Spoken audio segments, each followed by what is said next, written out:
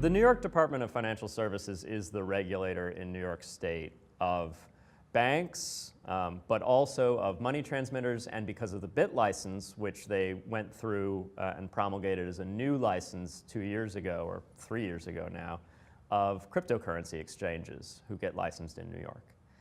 And when they created that new regulation, the BIT license, they included some interesting requirements. For example, they can, if you are a licensed exchange, you have to get permission from them before you engage in any new lines of business. So listing a new cryptocurrency isn't something you can just unilaterally decide to do. You can't just add new coins without first seeking the approval of DFS. Now, Coin Center, when we commented on that regulation that was being created, the BIT license, we said this is not how tech companies work, this is not how they should work. I think it's reasonable to require the tech company, like the exchange, to say, hey, we are going to list these things, you should know about it, and then maybe you need to adjust your minimum capitalization requirements for the new increased risk or things like that. But you shouldn't have to go get permission first to do those things. You should just be open with your regulator and work to find a solution that makes sense. We lost that fight, and the final BIT license included permission rather than just notification. Now, with that context in mind, the decision of the Department of Financial Services to allow Gemini, the exchange, to list Zcash as one of their currency pairs, Zcash to dollars, was a pretty encouraging moment.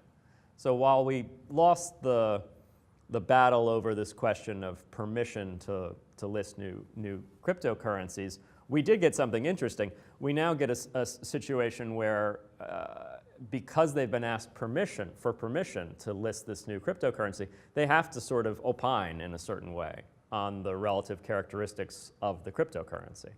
And so the DFS actually, after approving this Zcash pair for Gemini, they put out a press release that said, here's what we see Zcash as, and they gave a very good summary of Zcash that emphasized how it's going, there to protect privacy.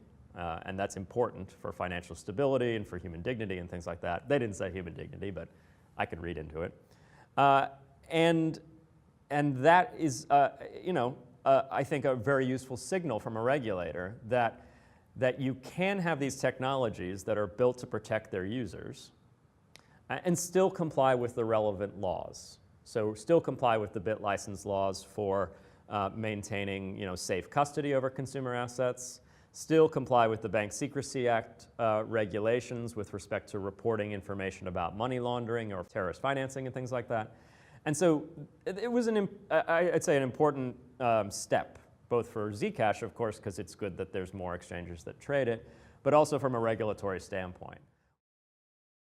We've been saying at Coin Center for a number of years now, there's no law that says that a bank or other financial institution that has Bank Secrecy Act, anti-money laundering obligations, there's no law that says that they cannot deal in an anonymous or pseudo-anonymous medium of exchange. And of course there isn't, because every bank in the world deals in an anonymous or pseudo-anonymous medium of exchange. It's called cash.